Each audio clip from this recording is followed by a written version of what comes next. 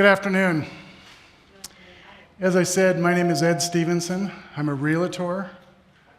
I'm a software consultant, but I also run a couple of support groups for those who are struggling with life. And hopefully, by the end of this, you'll see addiction in a new light. Because unfortunately, our system has failed the addicts. Most people see addiction like this. Some people see addiction like this. This is the rich and famous, because addiction doesn't discriminate. Rich or poor, it can strike anyone, anytime, any place. For me, this is what addiction looks like. My brother, he died at age 37 from drugs and alcohol, and my nephew was only 39. My brother's two sons, 14 and 16, found him unresponsive, and my nephew left behind 3 children. When you see someone on the street, what do you think? Well, society thinks, what a loser. Why doesn't he just get his act together and get a job? When I see someone, I think, who hurt them? Because you see, most people didn't start out using drugs or alcohol every day. And they certainly didn't intend to ruin their life and the lives of everyone around them. They may have used once or twice, and then they realized, geez, I don't hurt at all. I don't feel any of that pain from my childhood, that abuse, that neglect, that molestation. You see, we have a society that is hiding from their pain. And did you know that 28% of our teens, 14 to 17, have been sexually victimized? It's because of this emotional pain, the pain that you and I can't see or even understand, that they are self-medicating. And now it's a habit. It's unconscious.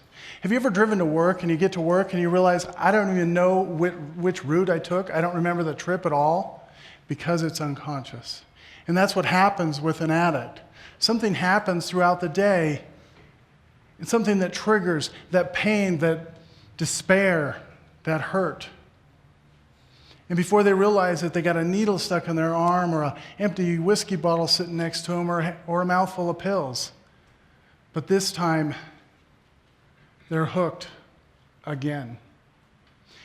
And their brain has significantly changed, and it's rewired. And now they lose their job. And they start stealing from their friends and their family to support their habit. And then they break into your house, and they steal your computer and your TV. But this time, they're arrested, and they get charged with a felony. And when they get released, they realize, my life has changed forever. It's never going to be the same. Now they have fines and fees to pay. They have a probation officer and a curfew. And no one trusts them.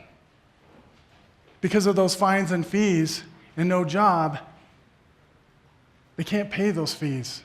They end up with a warrant for their arrest, and now they're sleeping on the couch of their new so-called friends, but soon they wear out their welcome there, and they end up in the parks, in the streets, and in the alleys, and that's where you see them. And you think, what a loser. And you're right, he is a loser. He's lost everything. He's lost his family, his friends, his dignity, and in some cases, the will to live. And now, all they have is the labels that society has given them. Loser, addict, felon. Sure, jail got him clean and sober, but now what? Only 1 out of 10 who needs help actually gets it. So what is it we're doing? We're putting a Band-Aid on it. We've spent almost $2 trillion on the war on drugs, and we have 0 to show for it. It's because we're focused on the wrong end. You take out one dealer, one supplier, and there's 5 others standing in line to take their place. We need to focus on the demand, that hurt, that pain, that molestation. We need treatment, not medication. But what do? We medicate. We hand out anti-anxiety medications and antidepressants like they're candy. And then we put people on methadone and Suboxone. Suboxone is an opiate. We're using an opiate to treat an opiate addiction. So have we just traded one addiction for another? They tell me that Suboxone is harder to kick than heroin. We wrote 9 million prescriptions for Suboxone last year. But it doesn't have to be this way. There are other ways. And Leanna is a great example. She's a mother of 4, and she started using when she was 11 because of the molestation and abuse she suffered as a child. That hurt, that pain turned to anger, and pretty soon she was mean and evil and deceitful, and she stuffed down any hope of happiness because she didn't think she deserved it. But the good news is, when she got out of jail, because she ended up in jail because that anger, the pain turned to anger, and she ended up assaulting her boyfriend. But when she got out of jail, she sought treatment. She refused all of the zombie medications that they wanted to put her on, and she refused all of the labels that they wanted to attach to her.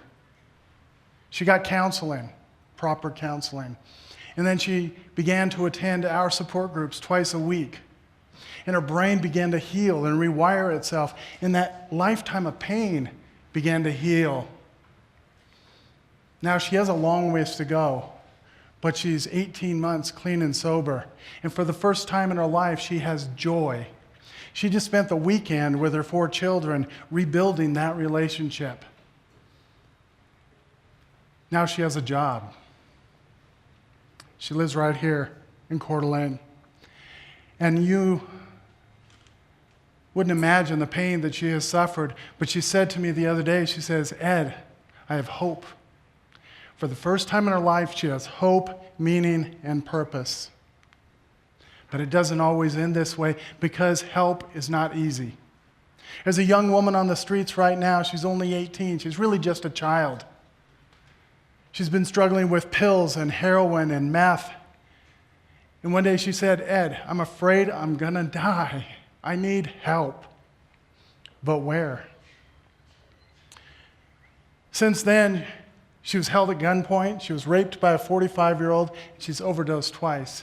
And each one of those times, she said, "This is it. This time I'm going to get help. I'm going to get treatment." She went to the crisis center, and they turned her away because she was high. They said, "Go to the emergency room." She waited 2 weeks for treatment before she finally gave up. Now she's back on the street, and recently she posted on Facebook, "Homeless is my middle name." And I'm afraid she's going to give up.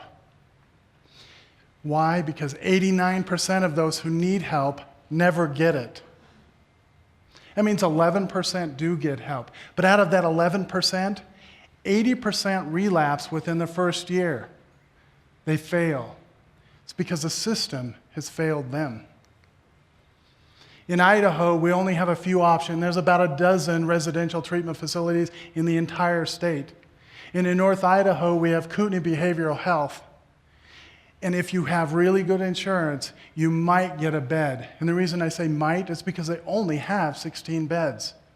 And it's a 21-day program. And that's not nearly long enough to rewire your brain and heal you from a lifetime of pain. Then we have Port of Hope. You have to apply and you get approved because it's state funded, and that takes time. Time is not something an addict has. They need help today, not in 2 weeks. They need it today. And unfortunately, many who apply, by the time they get approved, they're back on the streets. And where do many end up? Many end up in prison. There's 2.8 million people in prison right now, prisons and jails. And our addiction rate has stayed the same through the entire war on drugs. So why are prisons so full? It's because they're cheap. It's like a Motel 6. We'll keep the light on for you. On average, it's $85 a night. And you, as the taxpayers, are paying that bill. Remember when we had mental institutions? And we got rid of them because they were expensive and politically incorrect? Where do you think many of those people ended up? They ended up in prison. The problem is we're fighting it from the wrong end. We have 470,000 correction officers when we should be investing in treatment. Instead, we only have 94,000 counselors. And did you know a probation officer or a correction officer with a high school diploma can make $40,000 a year? And a counselor with a bachelor's degree on average makes $39,000 a year. The cost to society, the economic impact is huge, and you guys are paying the bill. $484 billion. All this while spending for addiction treatment from the federal government has gone down. Addiction is increasing. We add 2.8 million new addicts every single year, and 54% of them are 18 years and younger. So why does this happen? It's because addiction carries a stigma. Why is it we see cancer as a pretty ribbon, but we see an addict as someone in the alley with a needle in their arm? Maybe what we need to do is put a ribbon on it instead of a Band-Aid. I want to use cancer treatment as an example. We've all been told that you're not cancer-free until you hit that 5-year mark. Addiction is not much different. It takes time. First, we must get the addiction under control, just like we get cancer under control. Then we have to rewire their brain, modify their behavior, and treat a lifetime of pain. That takes time. It's not a 28-day program. We need to give them the tools to rebuild their life. We need to treat them properly. We need to stop treating addicts like it's their fault. We need to give them proper treatment.